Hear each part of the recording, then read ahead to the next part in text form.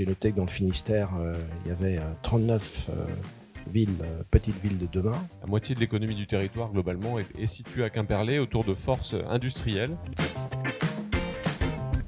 Si tu peux, Théo, nous donner une définition, en tout cas ta définition de l'urbanisme favorable à la santé. C'est remettre peut-être la population au cœur de l'écosystème urbain. Vraiment que les habitants puissent se réapproprier la ville, qu'ils puissent prendre plaisir à se retrouver, à se socialiser, mais aussi à se déplacer. L'objectif, c'est vraiment de favoriser les comportements dits favorables à la santé, notamment pour, sur le long terme, réduire le développement de maladies chroniques.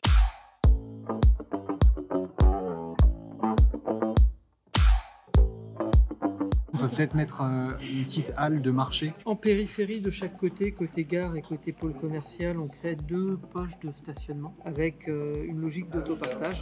Un projet de santé globale pour un territoire, c'est aussi un projet dans lequel il y a forcément une place pour la prévention. La prévention, c'est pas qu'une affaire de spécialistes.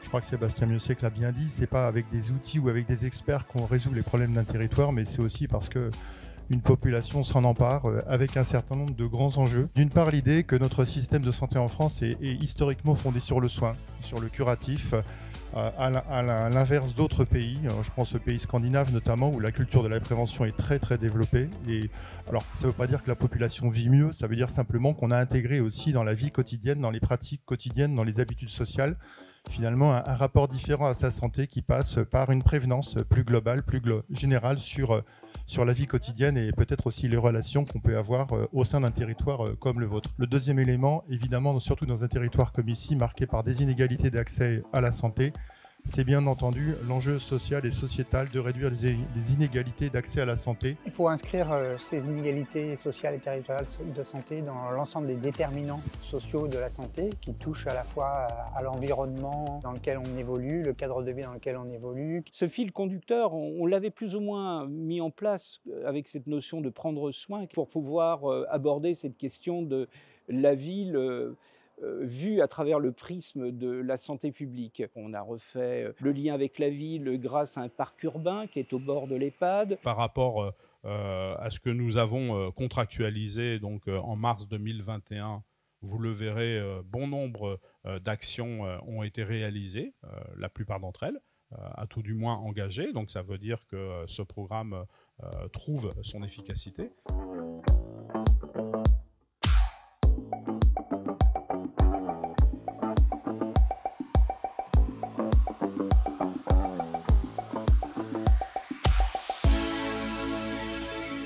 On voit aujourd'hui à Quimperlé que cette thématique, elle se retrouve ponctuée dans tous les aménagements que fait la collectivité. C'est devenu un impératif, une transversalité dans leurs projets. Quand on a vu la thématique axée sur la santé et l'urbanisme, je me suis rendu compte que c'était des sujets qui n'étaient pas vraiment évoqués dans nos conventions 4 PVD, ou en tout cas c'était pas un prisme majeur, et du coup c'était l'occasion de récupérer des infos, et des plans d'action, des exemples ou autres. Puis du coup il y avait le côté aussi entre chercheurs, ateliers pratiques, l'approche par le jeu, enfin voilà, il y avait matière en fait à découvrir cette thématique-là.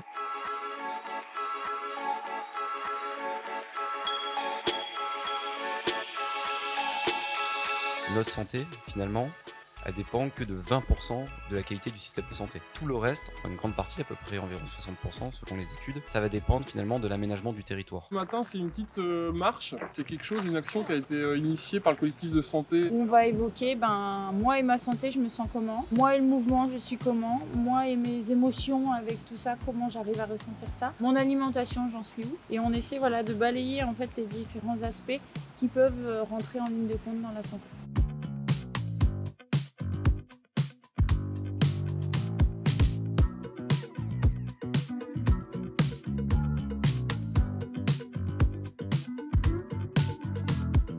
La médecine, c'est aussi la prévention. Et du coup, en fait, les médecins du travail, les psychologues scolaires, les infirmières scolaires, tout ce qui pourrait donner une éducation aux jeunes aussi, parce que l'éducation des jeunes, ça donne des futurs adultes.